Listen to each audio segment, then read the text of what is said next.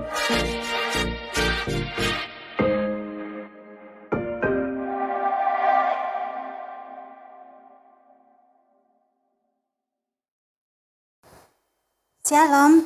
selamat pagi Bapak Ibu Saudara sekalian yang dikasihi Tuhan.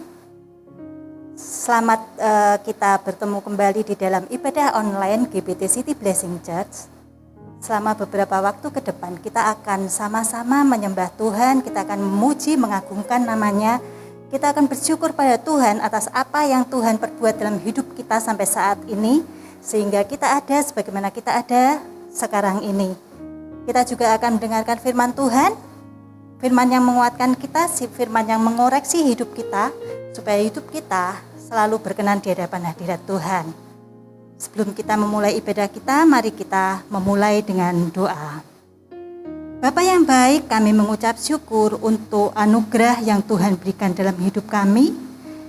Kami mengucap syukur untuk hari yang baru, kehidupan yang baru yang Tuhan berikan dalam hidup kami, sehingga pada saat ini kami kembali dapat beribadah kepada Tuhan. Kami akan memuji, memuliakan nama-Mu Bapa, kami akan mengagungkan nama-Mu Tuhan. Biarlah setiap pujian yang kami naikkan di hadapan Engkau berkenan di hadapan Tuhan. Terima kasih Tuhan Yesus, kami juga akan mendengarkan firman-Mu. Biarlah kiranya Tuhan, Engkau mengurapi setiap kami, sehingga firman-Mu itu Tuhan dapat tertanam dalam kehidupan kami dan kami dapat melakukannya dalam kehidupan kami sehari-hari. Terima kasih Bapa. Kami memulai ibadah kami pada pagi hari ini di dalam nama Tuhan Yesus. Kami sudah berdoa dan mengucap syukur. Amin. Kau kekuatanku, penopang hidupku, banjir keselamatan. Kau buktikan kasih setiamu, benteng hidupku, tak akan ku takut, sebab ku tahu Kau besertaku. Yesus, jaminan hidupku.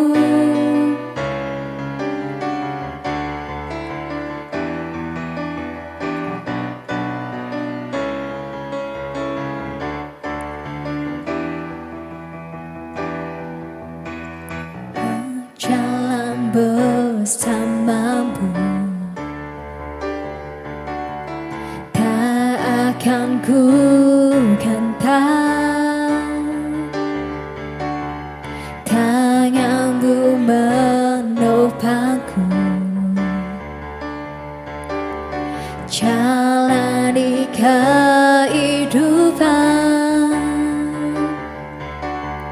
Kau mengangkatku ke atas gunung batu, Kau beriku kemenangan. Kau kekuatanku, penopang hidupku, banjir keselamatan. Kau buktikan kasih setiamu, benteng hidupku, tak akan ku takut, sebab ku tahu Kau besertaku. Yesus, jaminan hidupku.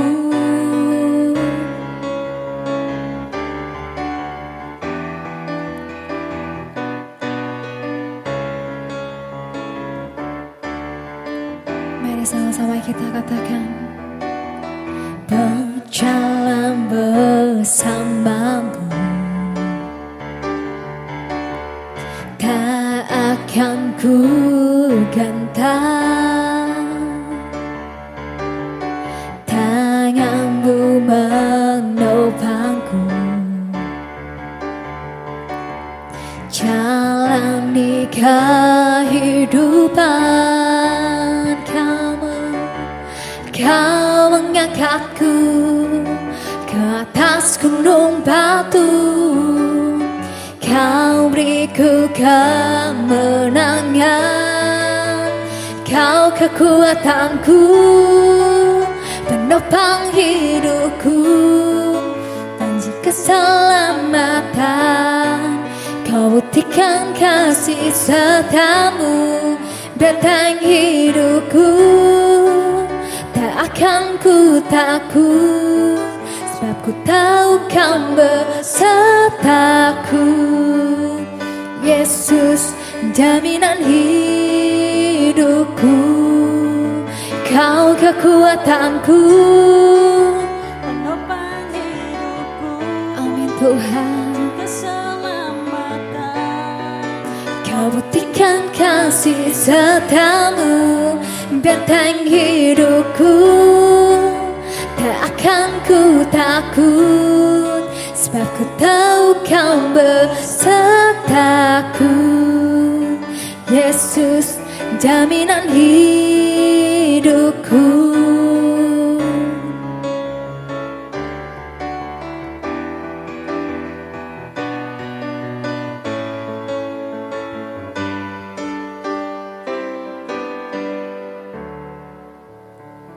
Kami mau meninggikan nama-Mu Tuhan.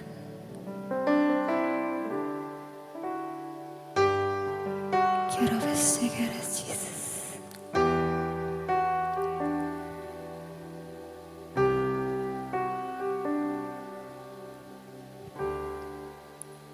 Ku nyanyi haleluya,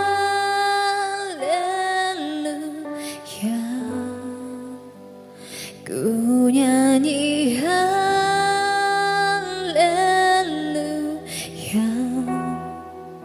Sungguh kau hebat, ajaib perkasa perbuatanmu.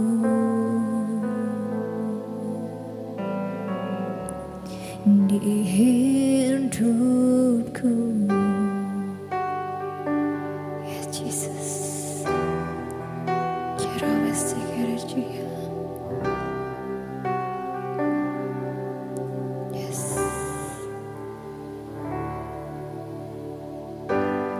Bapakku datang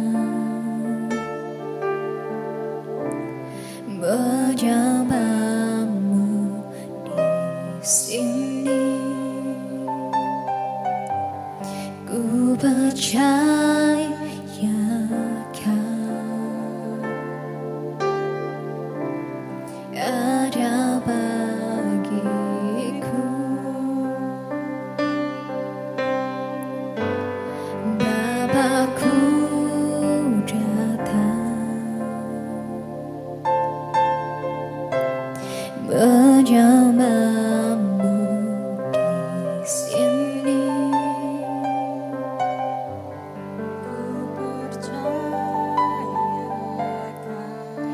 Ada bagiku, ya Jesus. Tak usah ku takut, sebab kau sertaku. Tak usah ku bimbang, kau di dalamku. Tak usah ku cemas, kau penghiburku. Saat ku lemah, kau kuatku. Ku nyanyi haleluya. Yes, quiero festejar. Sungguh kau hebat,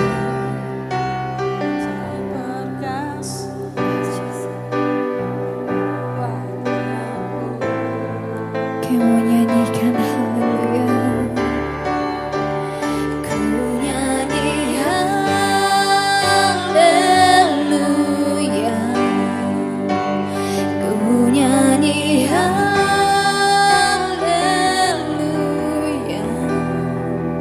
Sungguh kau hebat, ajaib perkasa perbuatanmu.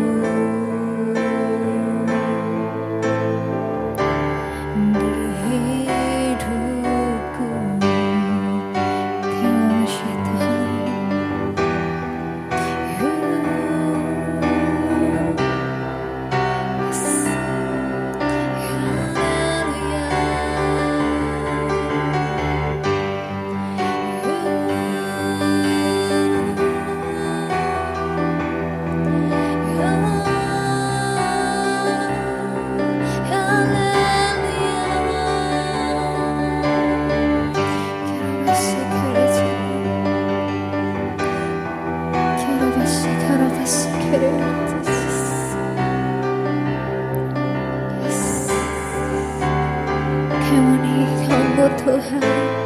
Tak usah ku takut, sebab Kau sertaku. Tak usah ku bimbang, Kau di dalamku. Tak usah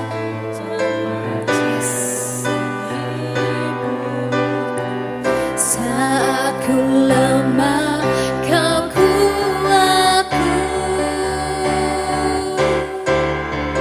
Ku nyanyi haleluya. Kami mau meninggikan nama-Mu Tuhan. Kerovasi.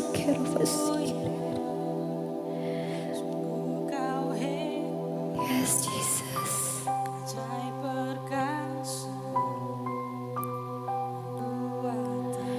Mari katakan ku nyanyi haleluya. Ku nyanyi haleluya. Ini kami Tuhan.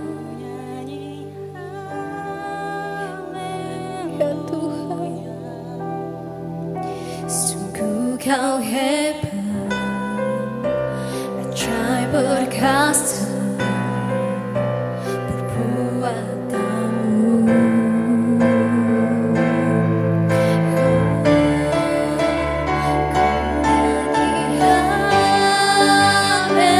Haleluya,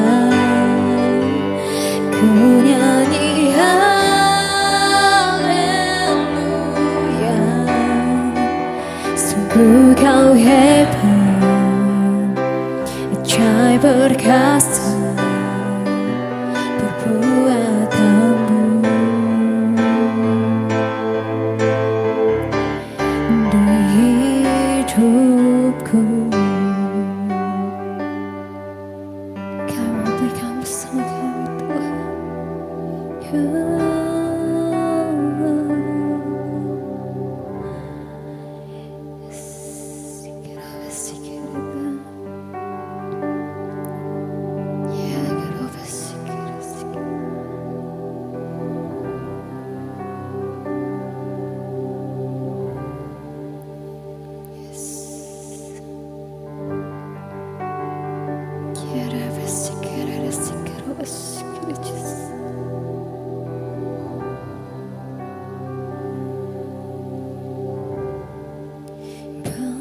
Pengirimmu seumur hidupku, masuk dalam rencana-Mu Bapa. Pikiranku, kehendakku, ku serahkan padamu. Harapanku, amin Tuhan.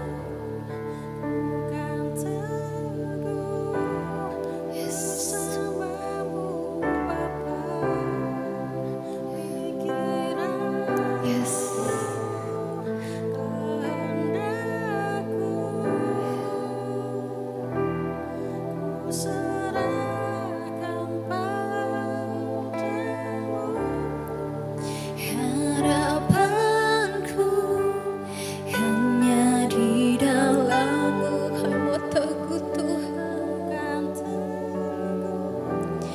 Bersama-Mu Tuhan, jadikanku perjalanan-Mu untuk memuliakan-Mu. Pengirimmu seumur hidupku, masuk dalam rencana-Mu Bapa. Pikiranku,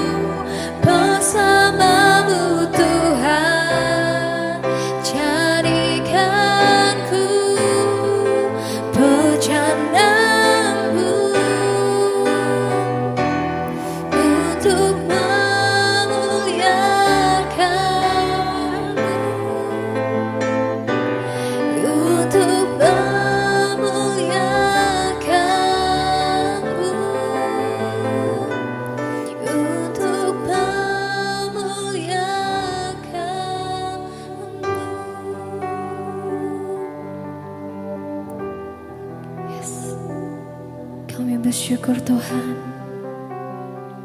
untuk kasih setiamu Bapa. Dan tiba saatnya Tuhan kami akan mendengar firman-Mu. Tuhan urapi kami Tuhan, hati pikiran kami Tuhan, supaya kami siap untuk mendengarkan firman-Mu Tuhan. Dan kami berdoa untuk hamba-Mu yang akan menyampaikan firman Tuhan. Biarlah Tuhan Engkau pakai Tuhan lebih dalam lagi Tuhan, untuk menyampaikan sabda-Mu Tuhan. Dan kami serahkan semua ke dalam tangan-Mu Tuhan Yesus. Haleluya, amin.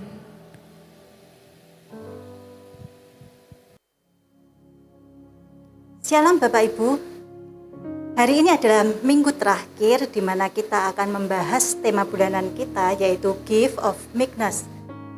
Di mana ayat tema kita di dalam Matius pasal yang kelima, ayat yang kelima, saya akan membacakan. Berbahagialah orang yang lemah lembut, karena mereka akan memiliki bumi. Memiliki bumi. Wow, luar biasa Bapak Ibu. Ini lebih dari Crazy Rich loh Bapak Ibu. Beberapa bulan yang lalu suami saya sepulang dari olahraga, dia bercerita pada saya bahwa sekarang ini ada sebuah fenomena di mana ada orang-orang yang masih muda, tapi mereka bisa menghasilkan pundi-pundi uang. Kekayaannya luar biasa. Mereka punya rumah mewah, harga mobilnya MM-an, miliar beneran, dan ada yang bisa beli pesawat jet bahkan. Apa ya yang mereka lakukan? Apa ya yang pekerjaan mereka? Atau mereka dapat warisan dari orang tua jangan-jangan.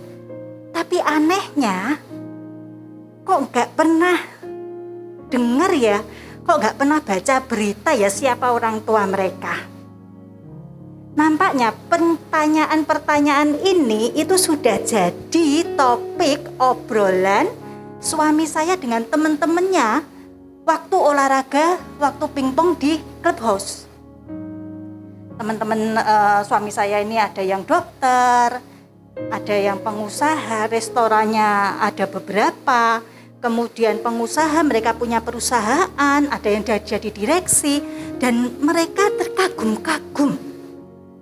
Seakan-akan apa yang mereka lakukan, apa yang beliau-beliau lakukan selama ini dalam pekerjaan mereka, itu hasilnya itu kayaknya nggak ada apa-apanya gitu loh dibanding dengan crazy rich anak-anak muda ini.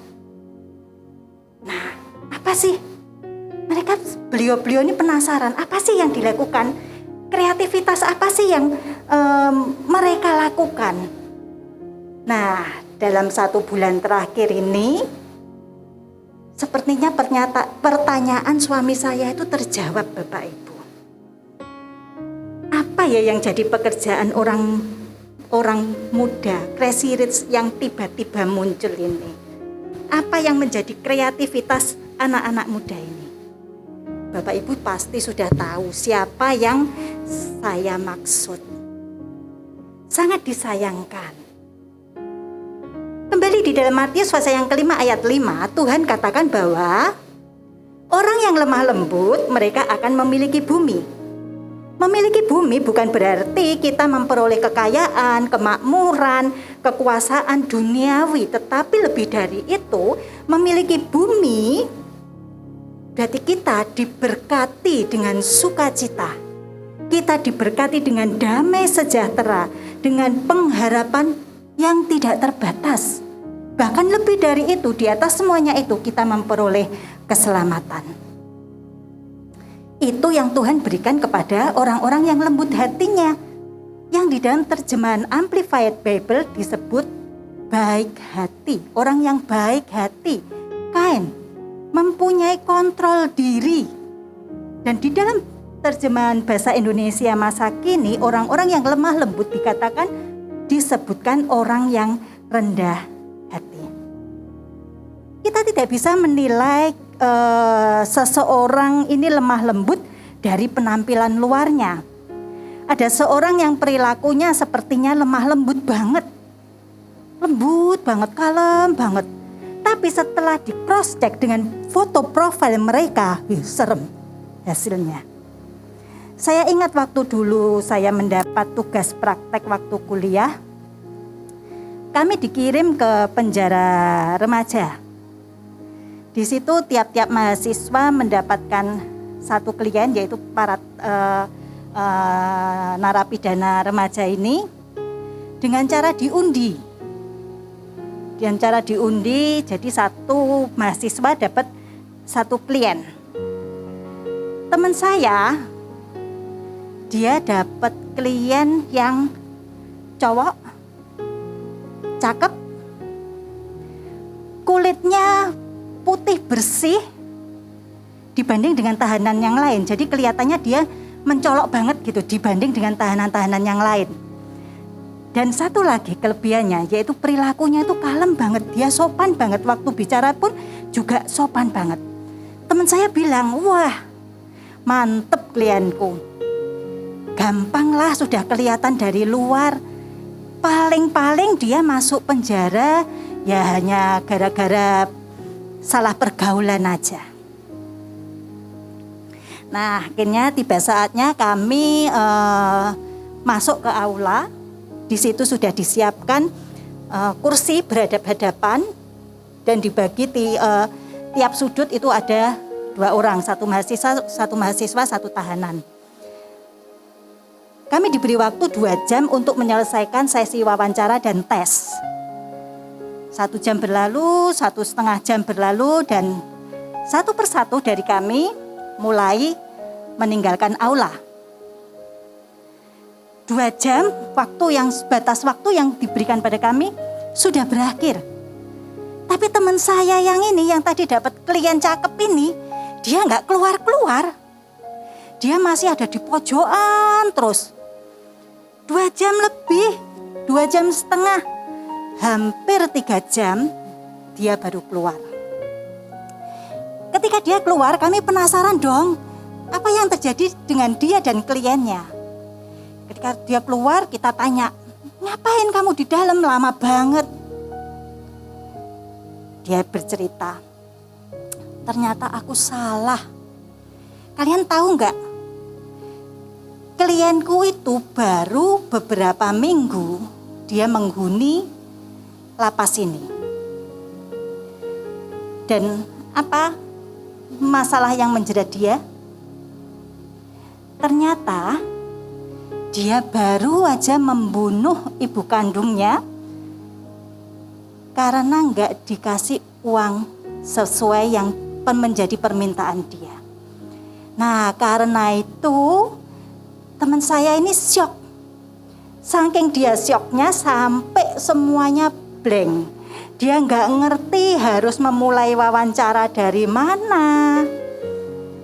Dan dalam hatinya dia merasa takut karena kliennya ternyata yang kelihatannya lembut, ternyata dia adalah seorang pembunuh. Dan tidak tanggung-tanggung yang dibunuh adalah ibu kandungnya sendiri. Kita tidak bisa menilai seseorang dari penampilan luarnya. Kita tidak bisa menilai seseorang itu dilihat dari covernya. Sepanjang bulan ini kita sudah belajar tentang kelemah lembutan. Baik itu di ibadah raya maupun di ibadah prayer meeting. Jadi setidaknya kita sudah memperoleh gambaran ya apa yang dimaksud dengan kelemah lembutan di dalam Matius pasal yang kelima ayat yang kelima ini. Sehingga saya tidak akan menambahi lagi karakteristik dari kelemah lembutan. Hari ini saya hanya akan menegaskan kembali 2 poin yang saya dapat dan saya pelajari tentang kelemah lembutan. Poin pertama, kelemah lembutan adalah salah satu buah roh yang dianugerahkan Allah untuk manusia. Lah, berarti kalau demikian, apakah manusia tidak dapat mengusahakan kelemah lembutan itu dari dalam dirinya sendiri, dengan usahanya sendiri? Kelemah lembutan itu berkaitan dengan apa yang ada di dalam diri, yaitu hati manusia. Ketika manusia ingin tampak lemah lembut dengan kekuatan sendiri, seringkali yang terjadi adalah dia menyakiti dirinya sendiri. Mungkin ketika ada orang yang menyakiti kita, mengkhianati kita, memfitnah kita, kita bisa merespon dengan senyuman. Tapi apakah senyuman itu keluar dari hati yang tulus, tanpa paksaan, tanpa kepura-puraan, tanpa beban? Ataukah senyum di bibir, tapi di dalam hati ada maki-makian? Makian yang tidak keluar dari mulut kita karena kita tahan. Kita ingin terlihat baik di hadapan orang lain. Kita ingin terlihat lembut di hadapan orang lain. Kelemah lembutan yang keluar dari usaha manusia hanya akan menghasilkan kepura-puraan yang tidak akan bertahan lama. Sekali waktu pasti meledak. Mungkin kita berkata, oh saya bisa kok, saya tahan dengan cercaan, saya tahan dengan makian, hinaan, cemoohan orang, saya bisa cuek. Sikap cuek itu berbeda dengan kelemah lembutan, Bapak Ibu. Kalau kita bisa tahan, kita merasa bisa tahan, sampai berapa lama kita bisa menahannya, menahan tekanan tersebut? Karena kita tahu semakin besar tekanan yang ada dari luar, maka akan semakin besar pula usaha seseorang untuk menahannya. Memang bisa. Sampai berapa lama kita bisa menahan dengan kekuatan diri kita sendiri? Bisa tahan? Bisa. Tapi lama-kelamaan bisa gila kita. Di minggu kedua kemarin Pastor Jimmy menyampaikan bahwa bagaimana sih kita bisa menjadi pribadi yang benar-benar lemah lembut? Pribadi yang lemah lembutnya itu keluar dari dalam, tanpa kepura-puraan. Yaitu dimulai dari hubungan kita dengan Tuhan. Ketika kita bersedia membuka hati kita mempersilakan Tuhan berkarya atas hidup kita, pegang kendali atas hidup kita dan mengubah hati kita sehingga kita menjadi manusia baru, menjadi ciptaan baru seperti yang disampaikan oleh Pastor Ben kemarin. Disitulah Roh Kudus berkarya atas hidup kita yang menghasilkan roh kelemah lembutan.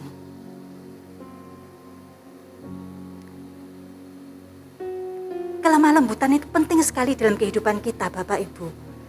Tuhan senang loh sama orang yang lemah lembut. Di dalam 1 Petrus pasal yang kelima ayat yang ke-5b dikatakan bahwa dan kamu semua rendahkanlah dirimu seorang terhadap yang lain, sebab Allah menentang orang yang congkak, tetapi mengasihani orang yang rendah hati.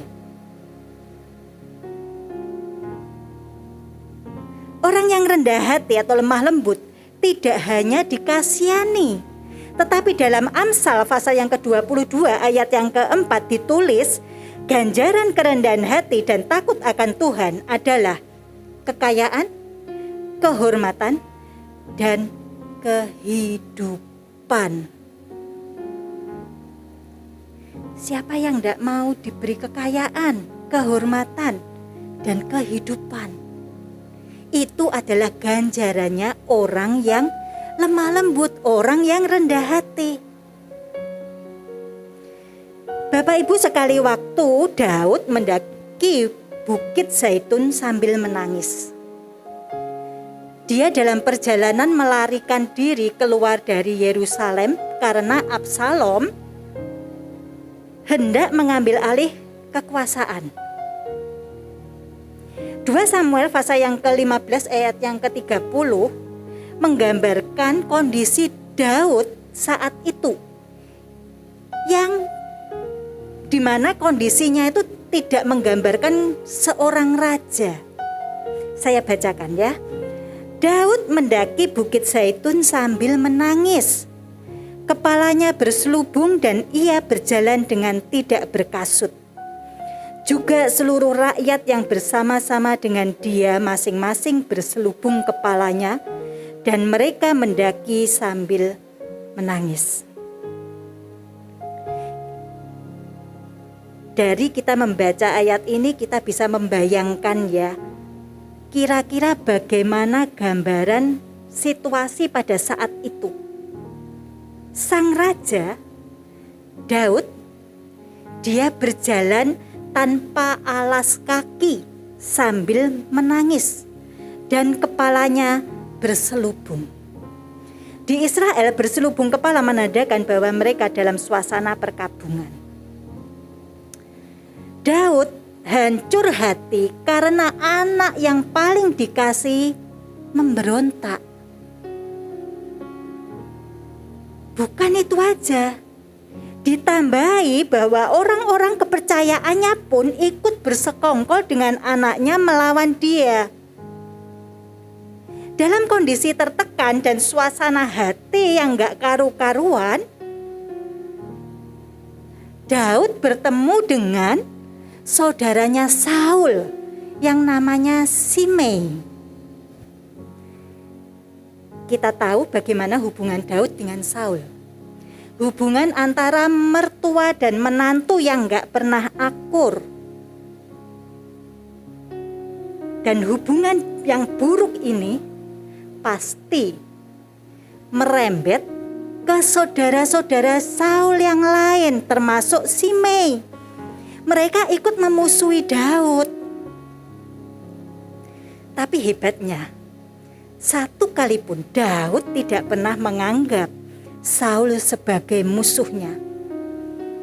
Ada kesempatan bagi Daud untuk membalas Saul, bahkan untuk membunuh Saul. Tapi itu tidak dilakukannya. Bahkan pada saat Daud dikejar-kejar oleh Saul, Daud malah teriak-teriak manggilin Saul. Tuanku, tuanku. Daud tetap hormat kepada Saul. Di sini kita melihat kelembutan yang dimiliki oleh Daud. Kelembutan yang diperoleh Daud sebagai hasil hubungannya yang intim dengan Tuhan. Di banyak peristiwa kita bisa melihat bagaimana Daud bergantung sepenuhnya kepada Tuhan. Dia punya harta banyak, dia raja. Dia punya prajurit terlatih yang tidak terhitung banyaknya. Dia mempunyai kekuasaan. Tapi Daud gak pernah pakai ini semua untuk kepentingan dirinya sendiri. Daud lebih memilih menanti-nantikan pertolongan Tuhan daripada bertindak menuruti egonya sendiri. Balik lagi ke Shimei. Apa yang dilakukan Shimei pada saat dia papasan dengan Daud dan rombongannya? Shimei, dia melempari Daud dengan batu. Gak cuman melempari, tapi Shimei dia juga memaki-maki Daud. Shimei mengutuk Daud. Apa respon Daud? Ternyata Daud diem aja. Daud gak noleh, gak nyaut, apalagi membunuh Shimei. Malah panglima perangnya yang panas. Biasanya jika seseorang dalam kondisi emosi yang gak stabil, ditambah dengan kondisi fisik yang tidak memungkinkan juga, saat itu Daud merasa sangat-sangat lelah, maka biasanya orang tersebut akan dengan mudahnya tersulut apabila mendapat perlakuan yang tidak menyenangkan. Disenggol dikit udah sumbunya udah mulai terbakar. Tapi bagaimana Daud bisa mengendalikan emosinya, mengendalikan dirinya dengan luar biasa? Karena Daud mempunyai hubungan yang karib dengan Tuhan. Daud mempunyai kelembutan hati yang berasal dari dalam, kelembutan hati yang dikerjakan oleh Roh Kudus. Poin kedua, kelemah lembutan dan kerendahan hati itu adalah sebuah kesatuan dan merupakan proses berkelanjutan dari perasaan miskin di hadapan Allah. Perasaan bahwa kita ini bukan siapa-siapa, kita ini nggak bisa ngapa-ngapain, tidak bisa melakukan apapun tanpa Allah. Perasaan ini membuat kita menundukkan diri dan bergantung sepenuhnya kepada Allah. Tidak ada sedikit pun keinginan untuk meninggikan diri, untuk menyombongkan diri. Kali ini saya mengambil contoh tentang Musa. Kerendahan hati Musa terlihat pada berbagai peristiwa, tapi saya hanya akan mengambil beberapa saja. Peristiwa yang pertama, bagaimana kita bisa melihat kerendahan hati Musa? Yang pertama adalah Musa, dia merasa enggak layak ketika Tuhan mengutusnya untuk memimpin bangsa Israel keluar dari Mesir. Tuhan, siapa aku? Tuhan mengutus aku. Aku merasa enggak layak. Aku enggak pinter ngomong, Tuhan. Nanti kalau orang Israel enggak percaya kalau aku adalah utusan Tuhan, bagaimana? Banyak banget alasan-alasan Musa, banyak banget pertanyaan yang Musa berikan kepada Tuhan pada saat dia diutus Tuhan untuk membawa Israel keluar dari Mesir. Musa merasa tidak layak, dia merasa enggak mampu. Peristiwa kedua, setelah Musa bisa membawa bangsa Israel keluar dari Mesir, kita tahu bagaimana karakter bangsa Israel. Suatu bangsa yang tegar tengkuk, dikit-dikit marah, dikit-dikit komplain. Suatu bangsa yang nyaris enggak pernah merasa bersyukur. Dan ketika marah, kemarahan itu selalu ditujukan kepada Musa. Berpuluh-puluh tahun Musa mendapatkan perlakuan yang seperti itu. Dan Musa, dia bisa menahan dirinya. Musa mampu menghadapi sifat bangsa Israel. Apakah berarti Musa nggak pernah marah? Oh, pernah. Musa dalam beberapa kali dia marah. Bahkan satu kemarahannya menyebabkan Musa gagal masuk dalam tanah perjanjian. Tetapi berpuluh tahun pada saat memimpin bangsa Israel, Musa mampu menghadapi karakteristik bangsa Israel dengan lemah lembutnya. Yang ketiga, peristiwa ketiga.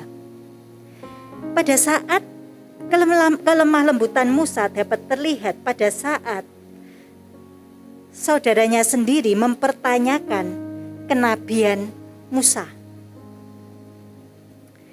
Kapan seseorang terbukti lemah lembut? Pada saat ia menghadapi tekanan, pada saat dia menghadapi masalah. Apalagi kalau tekanannya itu datang dari orang-orang terdekatnya.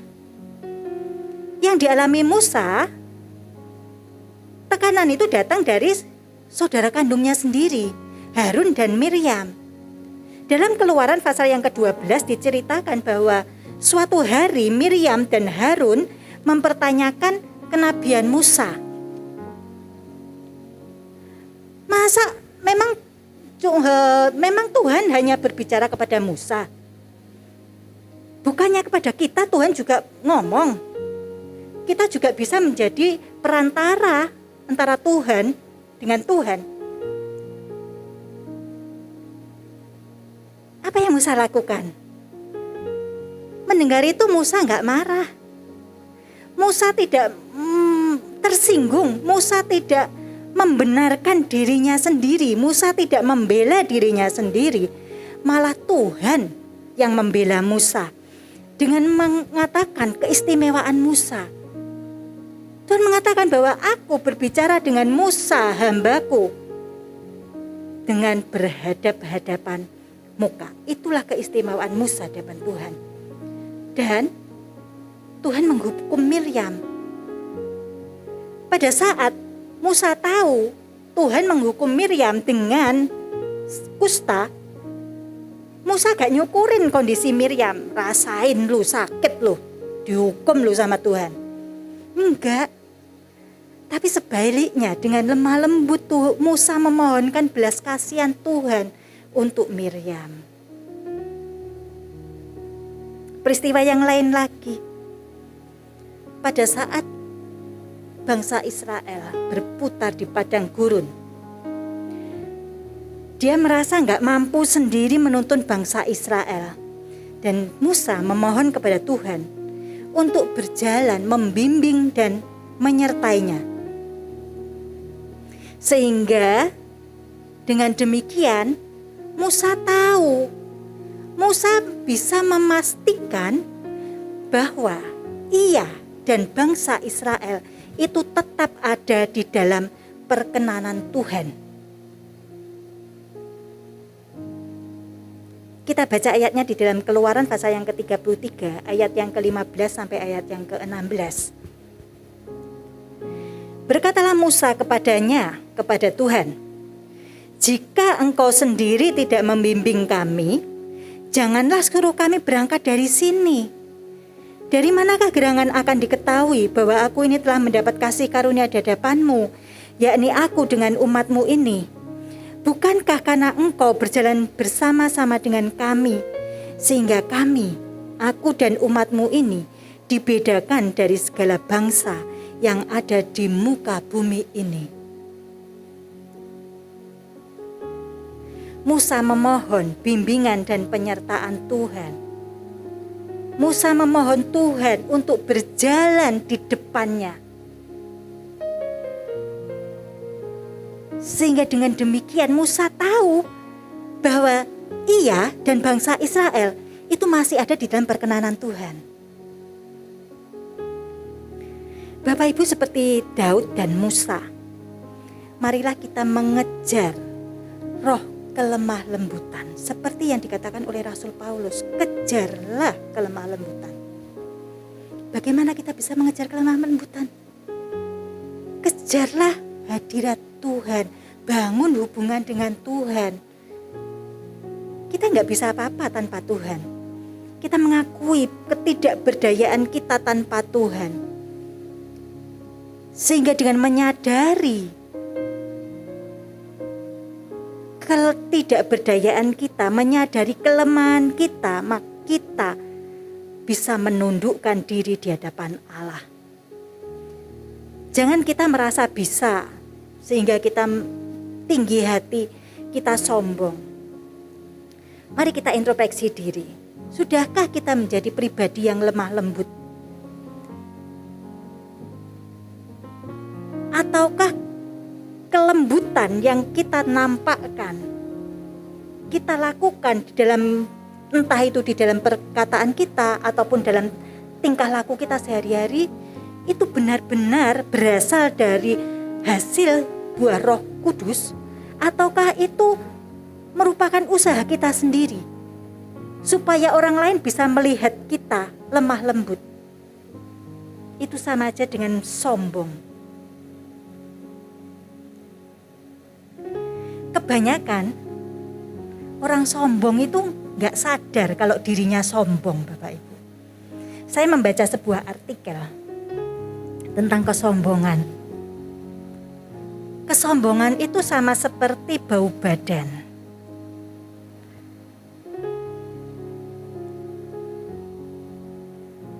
yang bau badan itu tidak akan pernah tercium oleh yang bersangkutan. Orang lain yang akan menciumnya. Orang lain yang nggak tahan. Nah, seperti itu kesombongan. Nggak merasa kalau dirinya sombong. Tapi orang lain bisa melihat, waduh sombongnya luar biasa. Tapi nggak sadar, diri sendiri nggak sadar. Yuk mari kita introspeksi diri. Memohon Tuhan untuk berkarya di dalam hidup kita. Untuk membimbing kita. Untuk selalu berjalan di depan kita. Menyertai kita. Sehingga kita dapat menjalani hidup ini dengan tuntunan Tuhan. Kita bergantung sepenuhnya dengan rencana dan kehendak Tuhan. Mari kita sama-sama introspeksi diri kita sendiri. Kita mohon pada Tuhan untuk terus berkarya dalam hidup kita, melembutkan hati kita. Tuhan memberkati kita semua.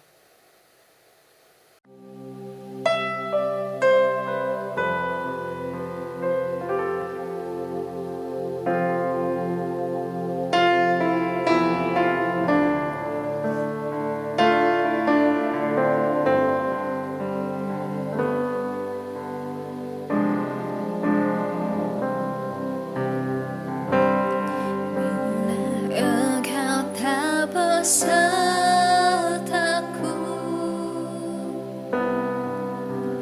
ku tak mau berjalan,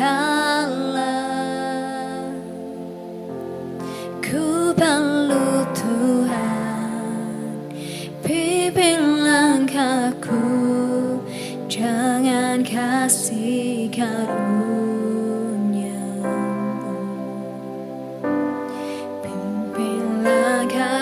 Setiap waktu berjalan dalam roh-Mu, nyatakan Tuhan kemuliaan-Mu, dan berjalanlah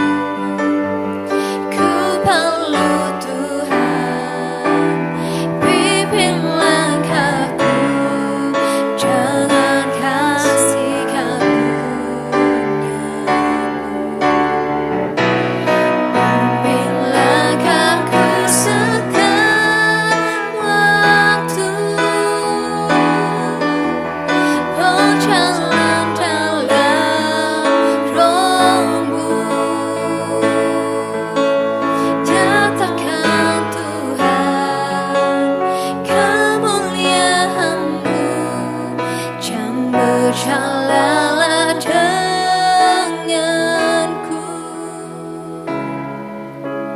nyatakan Tuhan kemuliaan-Mu, dan berjalanlah denganku, nyatakan Tuhan kemuliaan-Mu, dan berjalanlah denganku.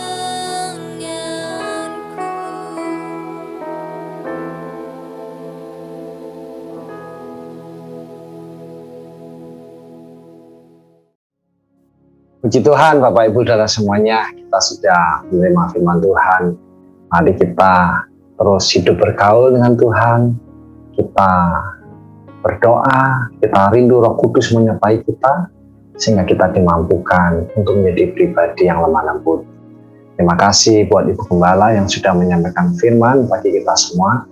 Dan saudara, sebelum kita akhiri ibadah ini, saya mau ingatkan bahwa minggu depan kita akan ibadah secara onsite. Kita bersyukur kita bisa bertemu kembali di gereja dan beribadah bersama-sama. Mari kita akhiri ibadah dan kita berdoa bersama-sama. Tuhan Yesus, Tuhan yang baik, Tuhan yang mengasihi kami, kami mengucap syukur atas segala berkat Tuhan. Kami sudah beribadah pagi ini, kami sudah memuji Tuhan, mengagungkan Engkau, menyembah Tuhan, dan kami sudah mendengar firman Tuhan. Menerapkan setiap sadar firman-Mu dalam kehidupan kami, kami melakukan sehingga menjadi pribadi yang diberkati Tuhan dan boleh menjadi berkat. Memberkati hamba-Mu yang sudah menyampaikan benih firman Tuhan, dan juga berkati setiap yang sudah melayani, terlibat sehingga ibadah ini boleh terselenggara dengan baik. Terima kasih Tuhan. Hamba doakan buat setiap umat-Mu dimanapun berada, mereka yang bersama-sama saat ini beribadah di tempatnya masing-masing. Tuhan melawat dan menjamah setiap umat-Mu. Apa yang menjadi kebutuhan mereka, biarlah kami terus yakin bahwa Tuhan sekali-kali tidak pernah meninggalkan kami, dan berkat-Mu melimpah atas hidup kami, menolong kami dimanapun kami berada. Memberkati setiap umat-Mu, mereka yang berusaha bekerja, Tuhan berkati usaha pekerjaan mereka. Mereka yang studi, Tuhan berkati studi mereka. Mereka yang sedang mencari pekerjaan, Tuhan boleh menolong, sehingga mereka boleh mendapatkan pekerjaan yang tepat sesuai dengan rencana Tuhan. Mereka yang beraktivitas di rumah, Tuhan juga memberkati, sehingga apapun yang dilakukan setiap umat-Mu menjadi berkat dan menyenangkan Engkau Tuhan. Terima kasih Tuhan, Tuhan boleh tutup bungkus setiap umat-Mu dengan damai sejahtera daripada Tuhan. Tuhan menjagai kesehatan kami semuanya. Terima kasih Tuhan, kami juga doakan buat keadaan bangsa negara kami, kota kami tercinta. Tuhan terus menolong, memulihkan, dan berikan ketentraman. Kami juga doakan buat rencana ibadah minggu depan yang kami akan kembali ibadah secara onsite bersama-sama di gereja. Terima kasih buat pertolongan Tuhan. Terima kasih buat campur tangan sehingga keadaan baik dan kami kembali bersama-sama beribadah. Tuhan menyertai, Tuhan boleh menolong, Tuhan berikan semangat kepada kami bersama untuk datang ke rumah-Mu dan memuji Tuhan, saling mensupport satu yang lain, dan kami percaya berkat Tuhan melimpah atas hidup kami, memberkati setiap persiapan yang ada. Tak lupa kami juga doakan hamba-Mu dimanapun berada, ibadah-ibadah yang juga diselenggarakan, Tuhan juga memberkati mereka semuanya. Terima kasih Tuhan, sepanjang minggu ini Tuhan boleh menyertai setiap umat-Mu. Dan pada pagi ini kami akan akhiri ibadah ini, dan sebenarnya kami mohon berkat daripada Engkau menaungi kami semuanya. Oleh karena itu, saudara kekasih, sebelum kita selesaikan ibadah ini, saya undang kita angkat tangan kita dan kita terima berkat dari Tuhan. Turunlah, terimalah berkat dari Allah Bapa di surga, cinta kasih sayang kemurahan dari Putra yang tunggal Tuhan Yesus Kristus Juru Selamat kita, dan persekutuan yang indah dari kuasa Roh Kudus tinggal terus menyertai memberkati kita semuanya, mulai saat ini sampai selama-lamanya. Terimalah dengan iman di dalam berkat nama Tuhan Yesus Kristus. Semua percaya kita katakan amin. Selamat hari Minggu. Tuhan Yesus memberkati.